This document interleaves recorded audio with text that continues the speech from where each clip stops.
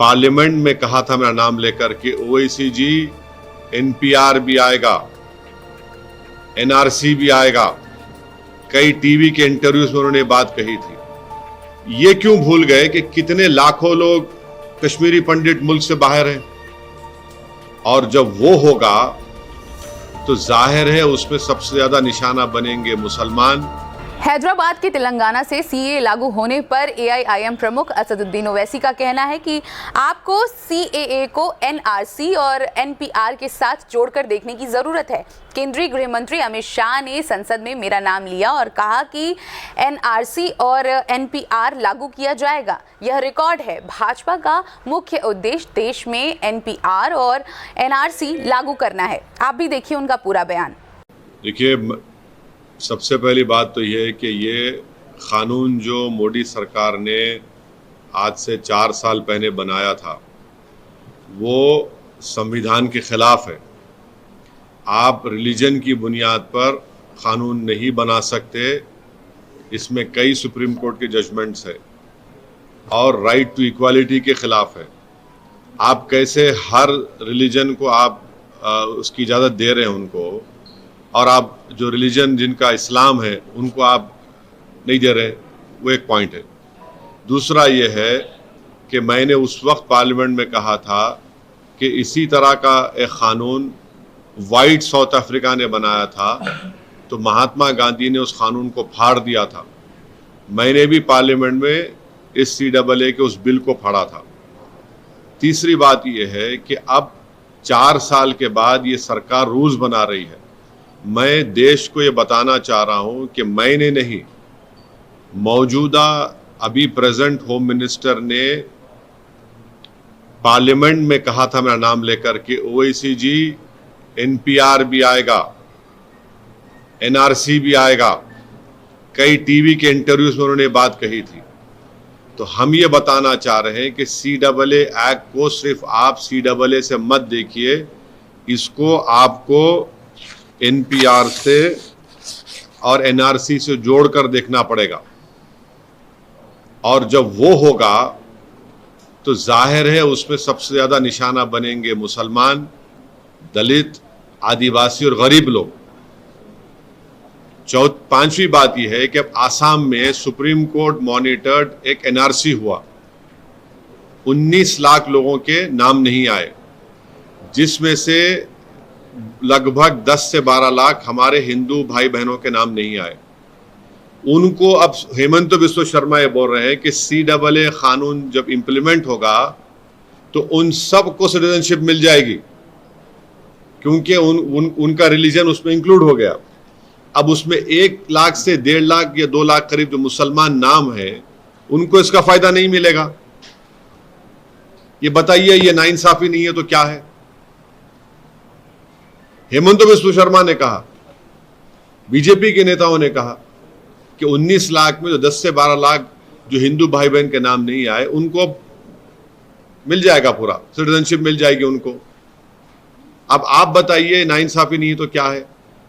छठी बात यह है कि भारत में सिर्फ 5% लोगों के पास पासपोर्ट है। ओनली 5% लोगों के पास पासपोर्ट है, रिमेनिंग लोगों ने पासपोर्ट नहीं है। और फिर आधार कार्ड आप देख लिए, प्रूफ ऑफ सिटीजनशिप नहीं है, उसमें खुद लिखा हुआ आधार कार्ड में। भारत में बर्थ रजिस्ट्रेशन 1959 तक मैंडेटरी नहीं था। 1996 में सिर्फ 50% इंडियंस के पास बर्थ सर्टिफिकेट्स था। तो जब एनआरसी होगा, एनपीआर होगा, तो उसमें बायोमेट्रिक एक्सरसाइज होंगी उसमें, और लोकल रजिस्ट्रार में लिस्ट लगाई जाएगी प्रमोद साहब की, असद साहब की। अब प्रसाद साहब जाके बोल सकेंगे ना असद साहब के डाउटफुल है, मैं डाउटफुल बन जाऊंगा। अब मुझे प्रूफ करना पड़ेगा।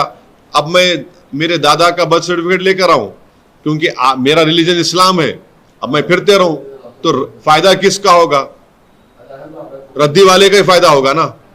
तो ये इसीलिए ये एक्सरसाइज ये जो लॉ है ये रिलीजन की बुनियाद पर बनाया गया, ये डिस्क्रिमिनेटरी है, अनकॉन्स्टिट्यूशनल है। और ये बोलना कि जो हमारे हिंदू और सिख भाई या क्रिश्चियन भाई जो पाकिस्तान में, अफगानिस्तान में, बांग्लादेश में रह रहे हैं, उनको सिटीजनशिप नहीं दे सकते। झूठ है ये। हमेशा सरकार के पास इख्तियार था, एग्जीक्यूटिव ऑर्डर से आप दे सकते थे। और आखिरी बात, नरेंद्र मोदी और बीजेपी को ये क्यों भूल गए कि कितने लाखों लोग कश्मीरी पंडित मुल्क से बाहर हैं, जो मुल्क से कश्मीर से बाहर है, उनको आप क्या कर रहे हैं? उनको आप क्या कर रहे हैं? भूल गए आप कश्मीरी पंडितों को? कम से कम 5 लाख कश्मीर के बाहर हैं, लेकर जाइए ना कश्मीर में उनको। इंग्लैंड में इंडियन, जो वहां के इंडियंस यहां पर वहां चले गए जो इलीगल, उनको वापस लेकर आइए। ग्रेट ब्रिटेन बोल रहा है कि लेकर आइए वापस, सरकार बोलती है हम नहीं लेकर आएंगे। तो ये गलत है, डिस्क्रिमिनेटरी है, अनकॉन्स्टिट्यूशनल है। सरकार के पास पहले से पावर्स थे और है और रहेंगे कि वो जो हिंदू भाई बहन पाकिस्तान में है या बांग्लादेश से है, आप दे सकते हो उनको। और मैंने खुद केस डाला है सुप्रीम कोर्ट में। हम लोग जब CAA का हियरिंग हुई थी, हमारे लॉयर जनाब निजाम पाशा साहब ने स्टे की मांग की थी, तो गवर्नमेंट ने कहा था कि अभी हम रूल्स नहीं बनाए। अब जब रूल्स बनाए तो हम सुप्रीम कोर्ट में डालेंगे और इसके ऊपर हम कोशिश करेंगे कि सुप्रीम कोर्ट में जाकर इसको उठाया जाए। मैं आपको देश को समझा रहा हूं कि CAA को, आप सिर्फ CAA से नहीं, CAA को आपको NPR और NRC से जोड़कर देखना जरूरी है। क्या अमित शाह पार्लियामेंट में मेरा नाम लेकर नहीं कहे थे कि ओवैसी जी NPR NRC भी आएगा? क्या अमित शाह कई टीवी इंटरव्यूज में नहीं कहा था कि NPR NRC आएगा? जब CAB था, बाद में CAA हुआ, एक्ट हो गया वो, जब CAB बिल था, जब उनका ऑन रिकॉर्ड इंटरव्यू है, पार्लियामेंट में उन्होंने कहा है। तो ये सब एक धुआं है और ये कोशिश कर रहे हैं कि असल इनका मकसद क्या है कि देश में NPR हो, NRC हो। अब मिसाल के तौर पर आसाम में जो NRC हुआ, सुप्रीम कोर्ट मॉनिटर्ड, 1600 करोड़ रुपए उस पर खर्चा किए गए, 50,000 गवर्नमेंट एम्प्लॉयज ने काम किया और 19 लाख लोगों को कहा गया कि भारत के शहरी नहीं है, नागरिक नहीं है। अब मैं फिर से कह रहा हूं कि उसमें 10 से 12 लाख हमारे हिंदू भाई बहन के नाम नहीं आए।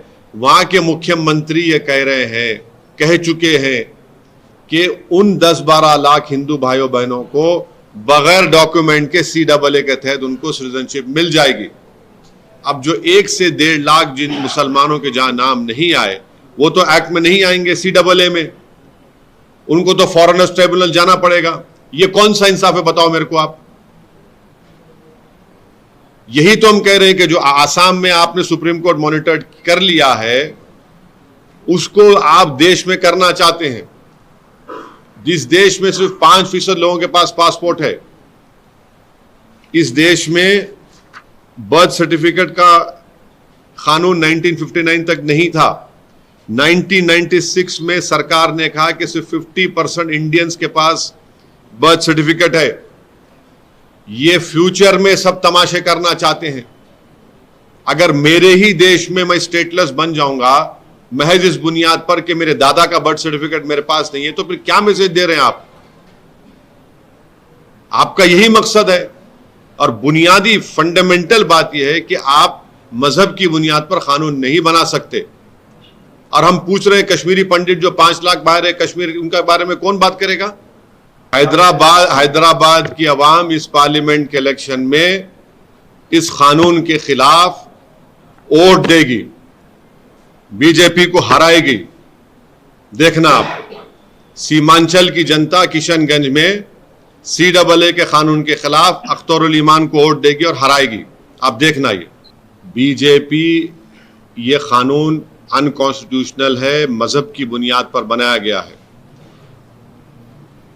पाकिस्तान, बांग्लादेश के जो हमारे हिंदू भाई हैं, सिख भाई अफगानिस्तान के, उनको आप सिटीजनशिप दे सकते हैं। लॉन्ग टर्म वीजा दे रहे हैं, देते रहिए, उसको कोई रोक नहीं है सिटीजनशिप देने से उनको। ये आप कानून इसलिए बना रहे हैं ताकि देश में फ्यूचर में जब आप एनआरसी और एनपीआर करेंगे, आप स्टेटलेस बनाना चाहते हैं भारत की सब 17 करोड़ मुसलमानों को। आप सुनिए, मैं फिर से कह रहा हूं, ये आपने आसाम में किया, सुप्रीम कोर्ट मॉनिटर्ड, जो 10 से 12 लाख हिंदू भाई बहन का नाम नहीं आया। क्या बीजेपी उनको सिटीजनशिप देगी? नहीं देगी। जो 1 लाख से 1.5 लाख मुसलमानों का नाम नहीं आएगा, सिटीजनशिप नहीं मिलेगी उनको। देखिए, सुनिए, ये CAA को आपको एनआरसी एनपीआर से देखकर पढ़ना पड़ेगा, नंबर 1। सेकेंडली, ये आप रिलीजन की बुनियाद पर बनाए, जो भारत के संविधान के खिलाफ है, राइट टू इक्वालिटी के खिलाफ है। ये वो रीजनेबल टेस्ट को भी पास नहीं करता ये।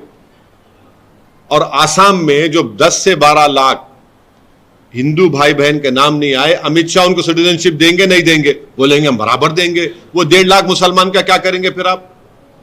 वही जब सुप्रीम कोर्ट मॉनिटर्ड आपके वहां पे एक्सरसाइज हुआ एनआरसी का आसाम में, वो पूरे देश भर में कराना चाहेंगे। क्या अमित शाह ने नहीं कहा पार्लियामेंट में खड़े होकर इस सरकार की तरफ से? क्या आपके टीवी चैनलों पर इंटरव्यू में नहीं कहा उन्होंने कि एनआरसी एनपीआर होगा? हम सुप्रीम कोर्ट में, हमारा केस है, हमने हमारे लॉयर जनाब निजाम पाशा साहब से और एडवोकेट ऑन रिकॉर्ड जनाब शमशाद साहब से मेरी बात हुई है। हम सुप्रीम कोर्ट में जाएंगे ताकि इसके ऊपर हमको जाके सुप्रीम कोर्ट बोलेंगे कि जब तो आप गवर्नमेंट ने कहा था कि रूल्स नहीं बने, अब रूल्स बने। इसको देखिए, सुप्रीम कोर्ट मॉनिटर्ड एनआरसी में 19 लाख लोगों के नाम नहीं आए, जिसमें 10 से 12 लाख हिंदू भाई बहन हैं, 1 से 1.5 लाख मुसलमान हैं। वो 10 से 12 लाख को सिटीजनशिप दे देंगे, 1 से 1.5 लाख मुसलमान क्यों नहीं देंगे आप? और उसको भी नहीं मानते बीजेपी वाले, बोलते और बढ़ के नाम आना चाहिए था मुसलमानों के। कैसा करेंगे? ये नाइंसाफी नहीं है तो क्या है बताइए फिर आप। देश दुनिया की बड़ी खबरों को जानने के लिए देखते रहें हिंद न्यूज़.लाइव।